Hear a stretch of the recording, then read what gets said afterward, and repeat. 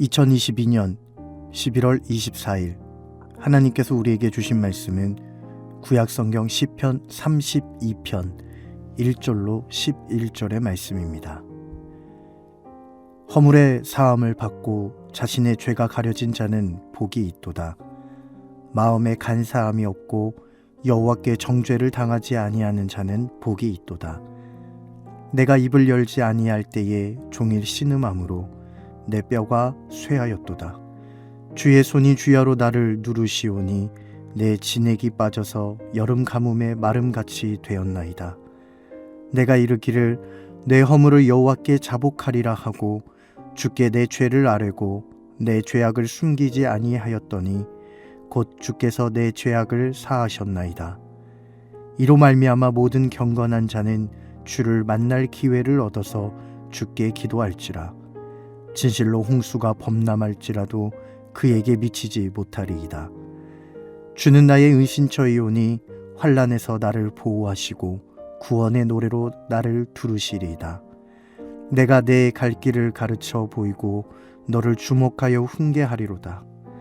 너희는 무지한 말이나 노새같이 되지 말지어다.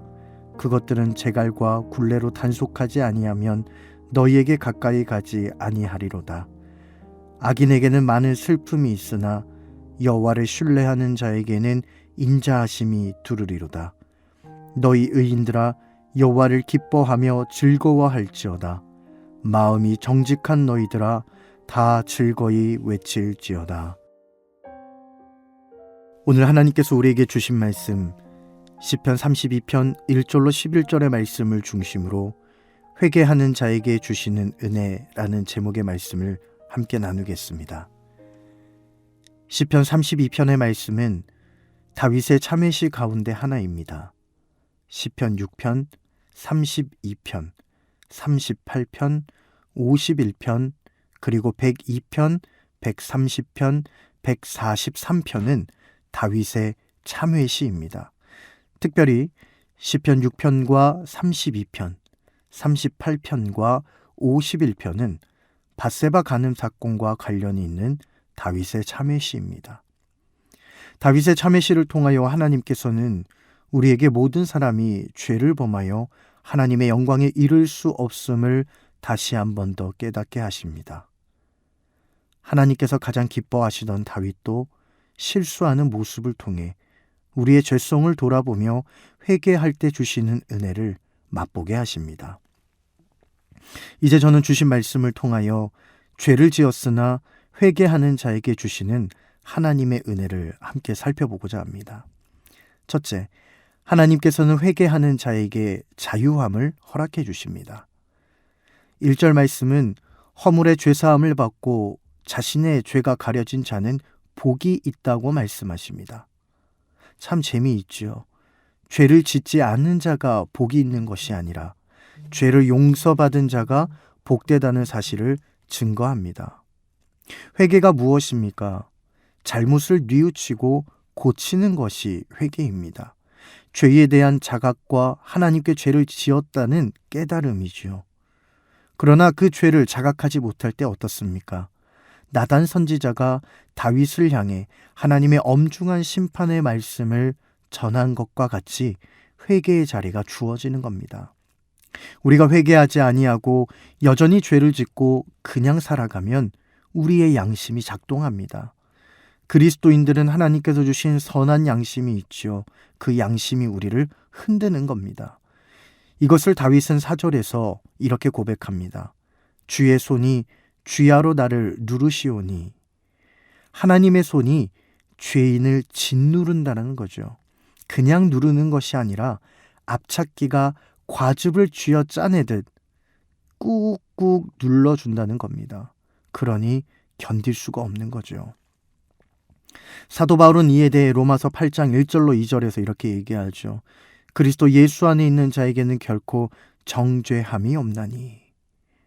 그리스도의 십자가 앞에 나아가 자신의 죄를 자백하는 자는 그리스도의 보혈의 능력으로 죄사함을 받게 됩니다.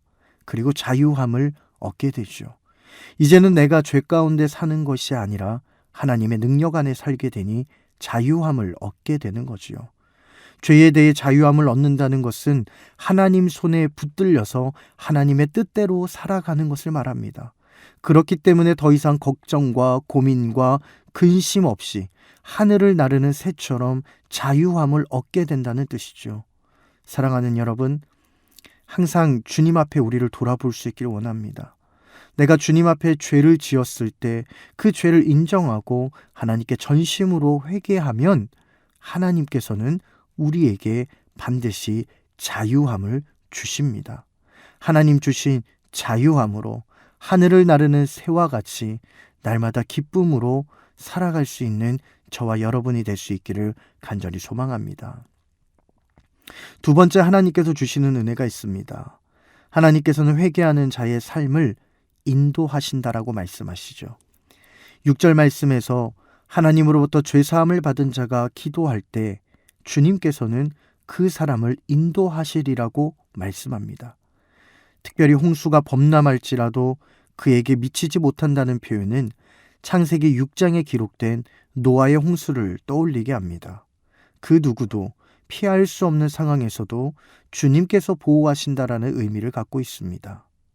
뿐만 아니라 8절에 주께서 갈 길을 가르쳐 보이신다라고 기록하지요. 참된 마음으로 회개하는 자에게 하나님께서는 앞으로 걸어가야 할 길을 보여주십니다.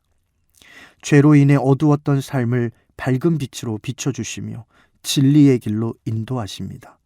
하지만 진리의 길로 인도받지 못하면 노새와 같고 무지한 말로 살아가게 된다고 말씀합니다. 그렇다면 진리의 길은 무엇일까요? 바로 하나님의 말씀입니다.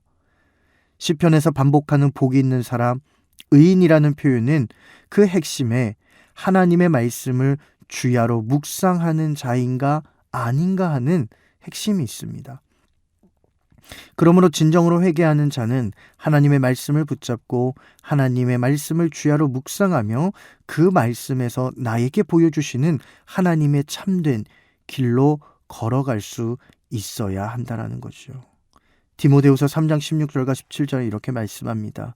모든 성경은 하나님의 감동으로 된 것으로 교훈과 책망과 바르게 함과 의로 교육하기에 유익하니 이는 하나님의 사람으로 온전하게 하며 모든 선한 일을 행할 능력을 갖추게 하려 함이라. 하나님의 말씀은 우리를 교훈하며 우리가 곁길로 가지 않고 진리의 길로 갈 수 있도록 인도하신다 말씀합니다. 뿐만 아니라 하나님의 말씀은 우리를 모든 선한 일을 감당할 수 있는 능력을 갖추게 하신다고 말씀합니다. 오늘 이 하루 우리의 삶을 돌아보며 회개할 것은 하나님께 철저히 회개하며 자유함 가운데 진리의 길로 걸어갈 수 있기를 주님의 이름으로 간절히 축복합니다. 기도하겠습니다. 하나님 아버지, 오늘 이 하루 우리를 지켜주시고 특별히 말씀 앞에 우리 자신을 돌아보며 다윗과 같이 진실된 마음으로 회개하며 자유함 가운데 살아가게 하옵소서. 예수님의 이름으로 간절히 기도하옵나이다. 아멘.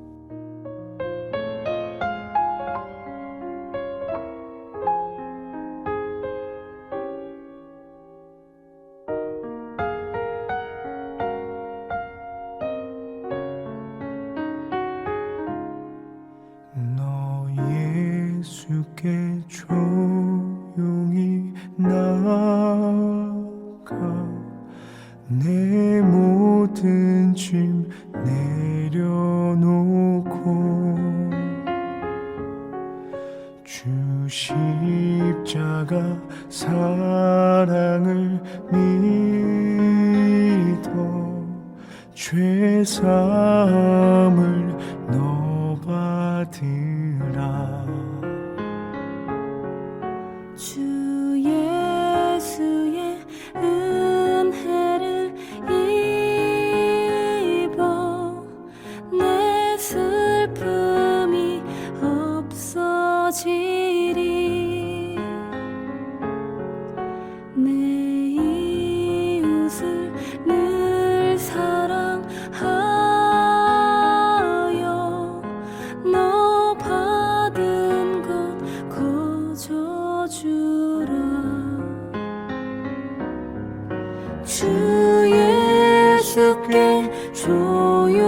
조용히 나가 내 마음을 쏟아놓으라. 늘은 미리 보시는 주님, 그 은혜를 베푸시리. 주 예수를 친구로 삼아 늘 내 옆에 모시어라. 그 영원한 생명샘 물에 내 마른 목 죽이어라.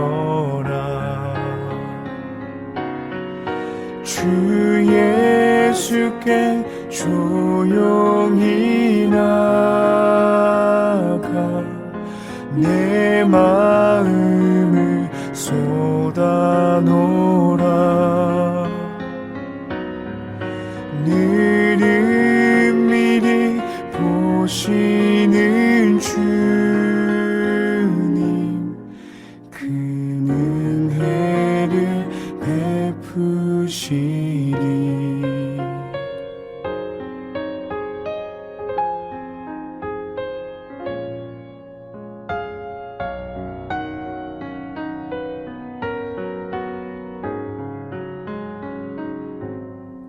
너 주님과 사귀어 살면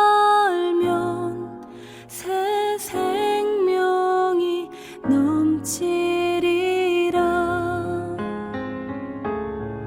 주 예수를 찾는 이 앞에 참 밝은 빛 비추어라. 주 예수께 조용히 나가 내 마음을 쏟아놓으라. 늘은 미리 보시는 주님,